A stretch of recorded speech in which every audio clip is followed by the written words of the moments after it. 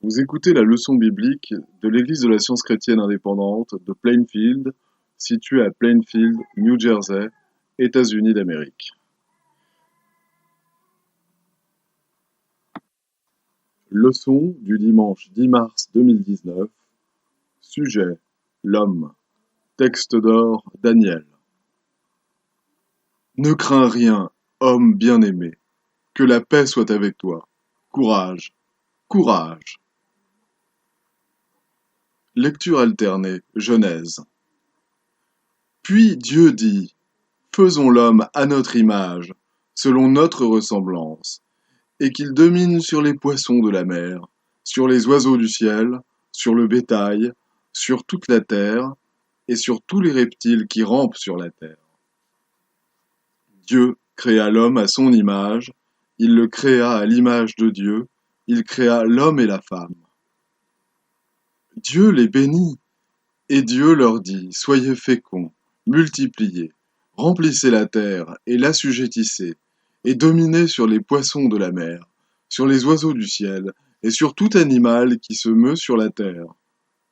Et Dieu dit: voici, je vous donne toute herbe portant de la semence et qui est à la surface de toute la terre, et tout arbre ayant en lui du fruit d'arbre et portant de la semence. Ce sera votre nourriture. Et à tout animal de la terre, à tout oiseau du ciel, et à tout ce qui se meut sur la terre, ayant en soi un souffle de vie, je donne toute herbe verte pour nourriture. Et cela fut ainsi. Dieu vit tout ce qu'il avait fait, et voici cela était très bon. La Bible. Éternel, notre Seigneur, que ton nom est magnifique sur toute la terre. Ta majesté s'élève au-dessus des cieux. Quand je contemple les cieux, ouvrage de tes mains, la lune et les étoiles que tu as créées, qu'est-ce que l'homme pour que tu te souviennes de lui, et le Fils de l'homme pour que tu prennes garde à lui? Tu l'as fait de peu inférieur à Dieu, et tu l'as couronné de gloire et de magnificence. Tu lui as donné la domination sur les œuvres de tes mains, tu as tout mis sous ses pieds. Lorsque tu iras à la guerre contre tes ennemis, et que tu verras des chevaux et des chars, et un peuple plus nombreux que toi, tu ne les craindras point, car l'Éternel ton Dieu, qui t'a fait monter du pays d'Égypte, est avec toi.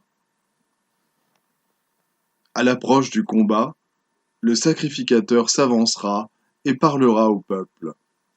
Il leur dira: écoute, Israël, vous allez aujourd'hui livrer bataille à vos ennemis. Que votre cœur ne se trouble point. Soyez sans crainte, ne vous effrayez pas, ne vous épouvantez pas devant eux. Car l'Éternel votre Dieu marche avec vous pour combattre vos ennemis, pour vous sauver. Il sera lui-même avec toi, il ne te délaissera point, il ne t'abandonnera point. Moïse faisait paître le troupeau de Jéthro, son beau-père, sacrificateur de Madian. Et il mena le troupeau derrière le désert, et vint à la montagne de Dieu à Horeb. L'ange de l'Éternel lui apparut dans une flamme de feu, au milieu d'un buisson. Moïse regarda, et voici le buisson était tout en feu, et le buisson ne se consumait point. Moïse dit: je veux me détourner pour voir quelle est cette grande vision, et pourquoi le buisson ne se consume point. L'Éternel vit qu'il se détournait pour voir, et Dieu l'appela du milieu du buisson, et dit: Moïse, Moïse. Et il répondit: me voici. Dieu dit: n'approche pas d'ici, ôte tes souliers de tes pieds, car le lieu sur lequel tu te tiens est une terre sainte. Et il ajouta: je suis le Dieu de ton père, le Dieu d'Abraham, le Dieu d'Isaac, et le Dieu de Jacob. Moïse se cacha le visage, car il craignait de regarder Dieu. L'Éternel dit: j'ai vu la souffrance de mon peuple qui est en Égypte, et j'ai entendu les cris que lui font pousser ses oppresseurs, car je connais ses douleurs. Je suis descendu pour le délivrer de la main des Égyptiens, et pour le faire monter de ce pays dans un bon et vaste pays, dans un pays où coule le lait et le miel. Moïse dit à Dieu, qui suis-je pour aller vers Pharaon et pour faire sortir d'Égypte les enfants d'Israël? Dieu dit, je serai avec toi. Moïse dit à Dieu, j'irai donc vers les enfants d'Israël et je leur dirai, le Dieu de vos pères m'envoie vers vous. Mais s'ils me demandent quel est son nom, que leur répondrai-je? Dieu dit à Moïse, je suis celui qui suis. Et il ajouta, c'est ainsi que tu répondras aux enfants d'Israël. Celui qui s'appelle Je suis m'a envoyé vers vous. Prête l'oreille à mes paroles, ô Éternel. Écoute mes gémissements. Sois attentif à mes cris, mon roi et mon Dieu. C'est à toi que j'adresse ma prière. Éternel, le matin tu entends ma voix. Le matin je me tourne vers toi et je regarde. Tous ceux qui se confient en toi se réjouiront. Ils auront de l'allégresse à toujours et tu les protégeras. Tu seras un sujet de joie pour ceux qui aiment ton nom. Car tu bénis le juste, ô Éternel. Tu l'entoures de ta grâce comme d'un bouclier. Jésus, revêtu de la puissance de l'Esprit, retourna en Galilée et sa renommée se répandit dans tout le pays d'alentour. Il enseignait dans les synagogues et il était glorifié par tous. Il se trouva dans la synagogue un homme qui avait un esprit de démon impur et qui s'écria d'une voix forte. Ah, qu'y a-t-il entre nous et toi, Jésus de Nazareth? Tu es venu pour nous perdre, je sais qui tu es, le Saint de Dieu. Jésus le menaça, disant, tais-toi et sors de cet homme. Et le démon le jeta au milieu de l'assemblée et sortit de lui sans lui faire aucun mal. Tous furent saisis de stupeur, et ils se disaient les uns aux autres, quelle est cette parole? Il commande avec autorité et puissance aux esprits impurs, et ils sortent. Lorsqu'il fut près de la porte de la ville, voici, on portait en terre un mort, fils unique de sa mère qui était veuve, et il y avait avec elle beaucoup de gens de la ville. Le Seigneur, l'ayant vue, fut ému de compassion pour elle et lui dit, ne pleure pas. Il s'approcha et toucha le cercueil. Ceux qui le portaient s'arrêtèrent. Il dit, jeune homme, je te le dis, lève-toi. Et le mort s'assit et se mit à parler. Jésus le rendit à sa mère. Que dirons-nous donc à l'égard de ces choses? Si Dieu est pour nous, qui sera contre nous? Qui nous séparera de l'amour de Christ? Sera-ce la tribulation, ou l'angoisse, ou la persécution, ou la faim, ou la nudité, ou le péril, ou l'épée? Mais dans toutes ces choses, nous sommes plus que vainqueurs par celui qui nous a aimés. Car j'ai l'assurance que ni la mort, ni la vie, ni les anges, ni les dominations, ni les choses présentes, ni les choses à venir, ni les puissances, ni la hauteur, ni la profondeur, ni aucune autre créature ne pourra nous séparer de l'amour de Dieu manifesté en Jésus-Christ, notre Seigneur.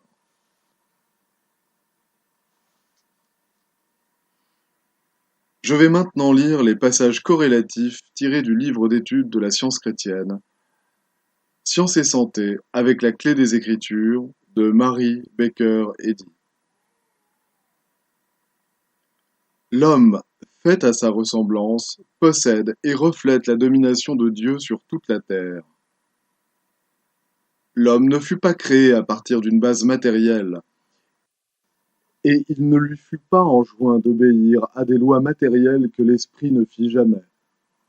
Sa sphère d'action se trouve dans les statuts spirituels, dans la loi supérieure de l'entendement.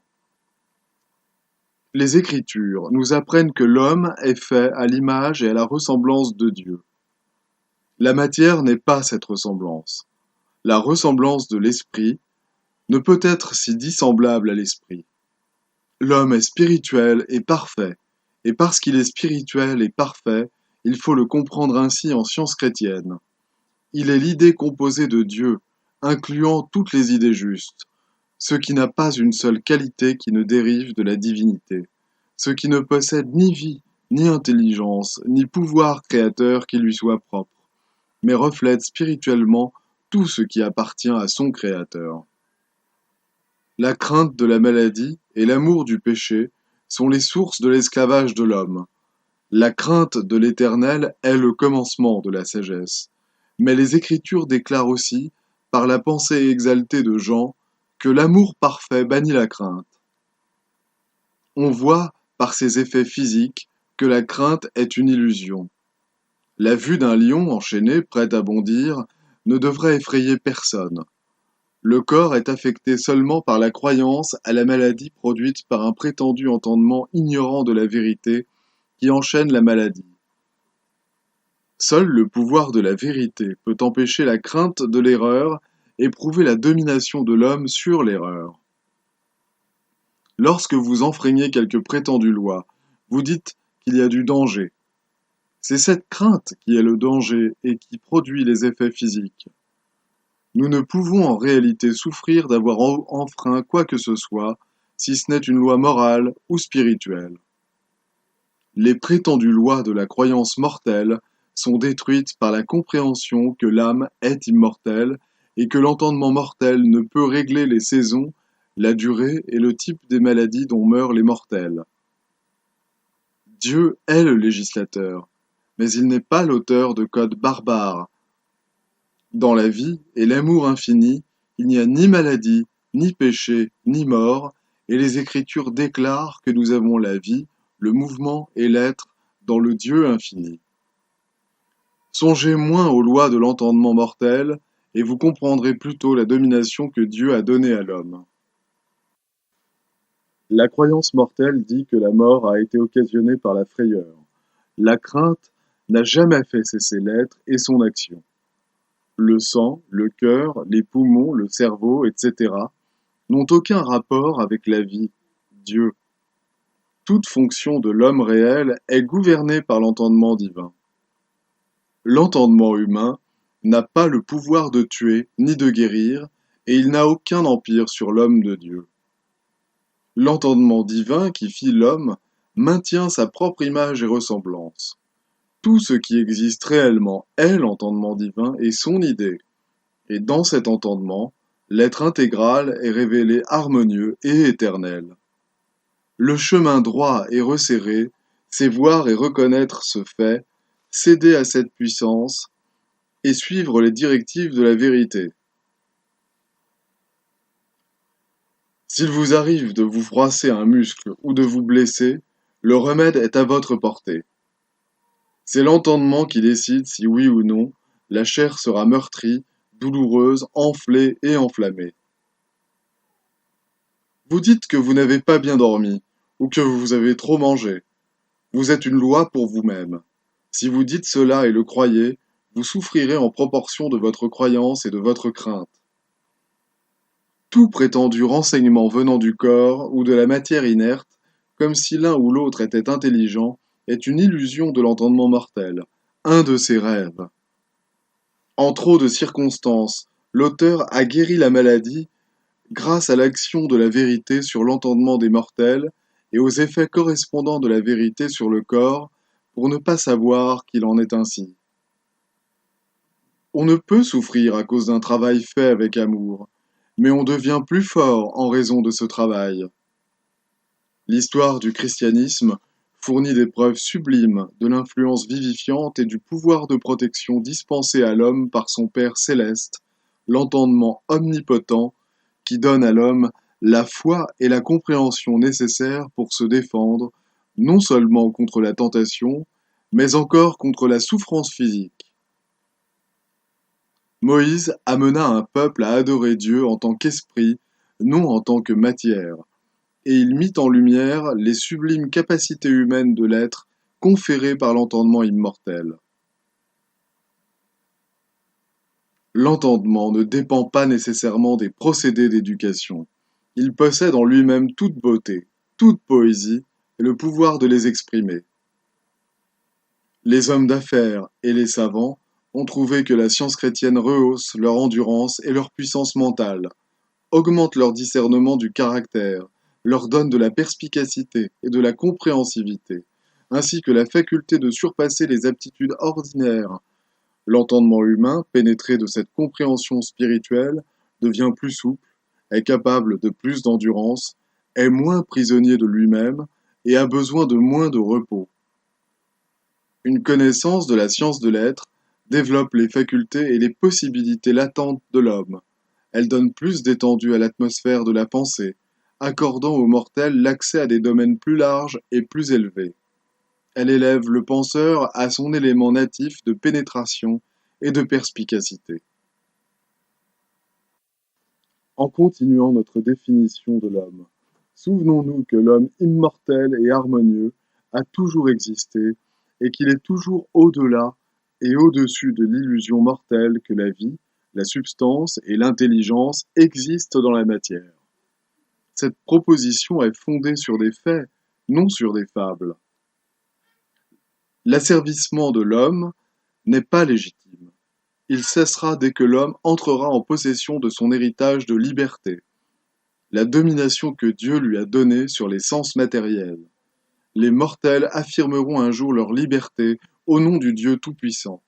Alors ils gouverneront leur propre corps par la compréhension de la science divine. La vie est, a toujours été, et sera toujours indépendante de la matière, car la vie est Dieu, et l'homme est l'idée de Dieu.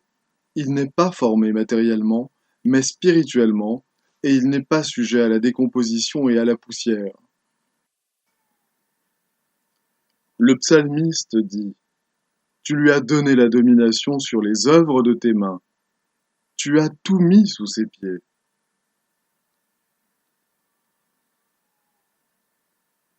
Les devoirs quotidiens de Mary Baker Eddy. Prière quotidienne. Il sera du devoir de tout membre de cette Église de prier chaque jour. Que ton règne vienne, que le règne de la vérité, de la vie et de l'amour divin soit établi en moi et élimine de moi tout péché.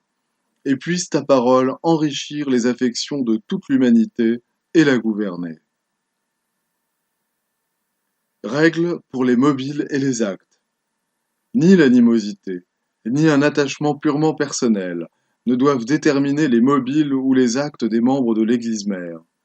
Dans la science, l'amour divin seul gouverne l'homme, et un scientiste chrétien reflète les douces aménités de l'amour, en réprouvant le péché et en manifestant un véritable esprit de fraternité, de charité et de pardon. Les membres de cette Église doivent journellement veiller et prier pour être délivrés de tout mal, pour ne pas prophétiser, juger, condamner, conseiller, influencer ou être influencé d'une manière erronée. Vigilance face au devoir.